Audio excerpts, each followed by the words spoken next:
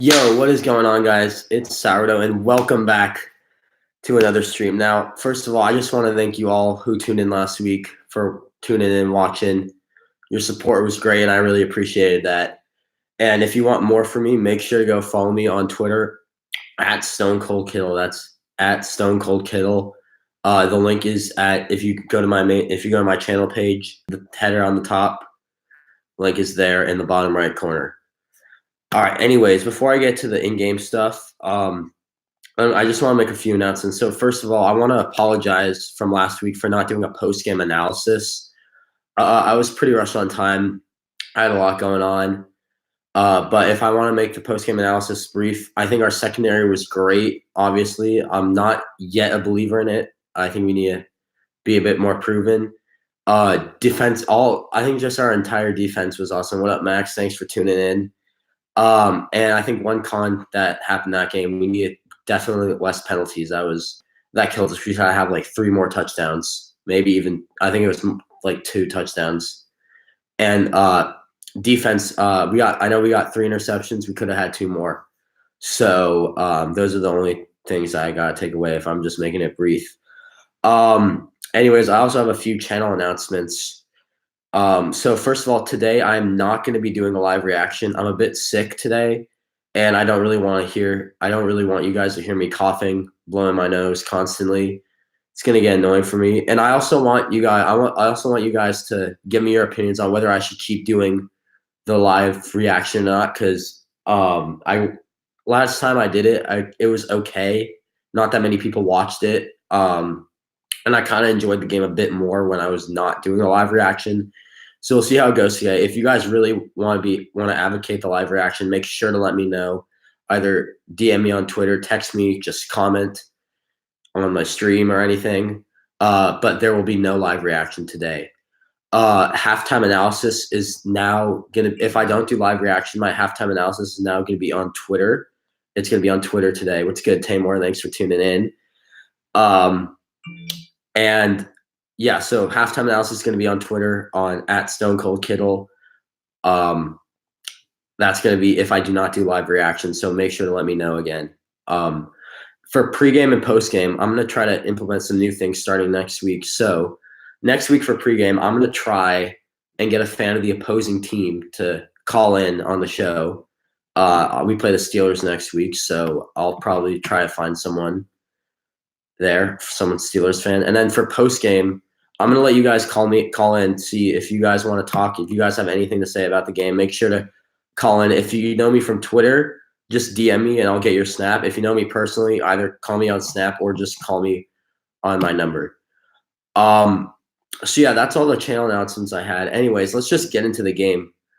Week 2 versus the Bengals. I mean, I'm looking forward to this. Should be a good game. I thought it was going to be a lot more of a blowout, but considering how the Bengals played last week, I think it's going to be a fairly close game.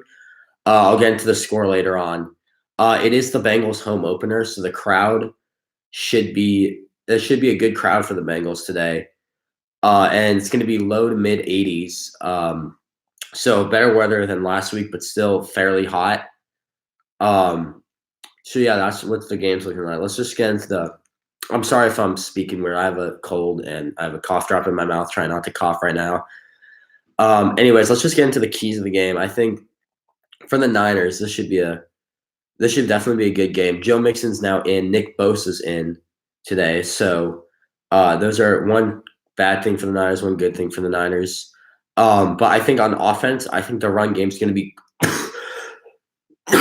excuse me. I'm sorry. I have a cough, so yeah, anyways, I think the run game for the Niners is going to be crucial today. The Bengals have a pretty solid secondary. If Jimmy G does have to throw it, he cannot be inconsistent because that's not going to go well today for the game. On defense, I think the receiver core for the Bengals, that's going to be a problem for us. So we got to make sure that we definitely got to stop the receiving core, lock them up. Hopefully Witherspoon has another great game. Same with Sherman. And I think the key players today are going to be Matt Breida and Akello Witherspoon. Matt Breida specifically because I think we need to utilize the run game a lot today. Tevin Coleman's out, and he's going to be our number 1 today. I honestly think he could be number 1 whether Coleman's in or not. So, Matt Breida for the offense. For the defense, Keller Witherspoon. Hopefully he'll have another good game. He's definitely going to have to lock up either whether it's Boyd or John Ross.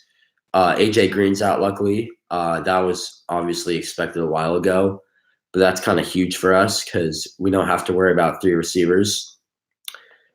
good receivers, I should say. Anyways, for Cincinnati, I think the offense, they got to protect Andy Dalton. Our D-line is definitely probably going to get past their O-line. They have a pretty weak O-line, so they definitely got to protect Andy Dalton any way possible. Excuse me. Whether that's just the O-line balling out today or whether it's putting extra O-linemen in.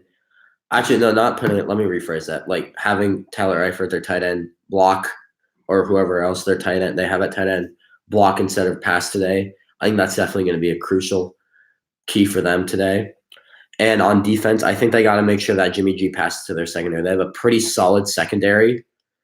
So if they can pressure Jimmy G, stop the run game, make Jimmy G pass, I think they can definitely win this game. And I think they're key players. Usually I pick one player from the offense or defense side. But I think for them, I would say their entire O-line and their entire D-line are going to be crucial today because that kind of their keys to the game, protecting Andy Dalton, O-line got to do a good job of that. Making Jimmy G pass their entire D-line's got to make sure to pressure Jimmy G. I don't know how many sacks the Bucs got last week against us. It was not that great. And I think, in my opinion, Cincinnati has a worse D-line than the Bucs. So we'll see how it goes today. And anyways, I think my score prediction for the game, I'm saying 33-17 Niners. I think it's a bit bold. I think this is definitely a hard score to predict. I could be way off. It could be a much closer game. Bengals could win 33-17. So we'll see how we play. We'll see how it goes. Yes, 33-17. So that's going to do it for my pregame analysis. I should be back for postgame analysis. Again, I am a bit rushed on time today, but I will try to make sure that I do a postgame analysis. Halftime analysis can be on Twitter. I'm not doing a live reaction today due to my illness, and I want to see how it is without a live reaction. So I did not announce this that much, so not that many people watch this. But if you did watch this, thank you so much for watching, and go Niners.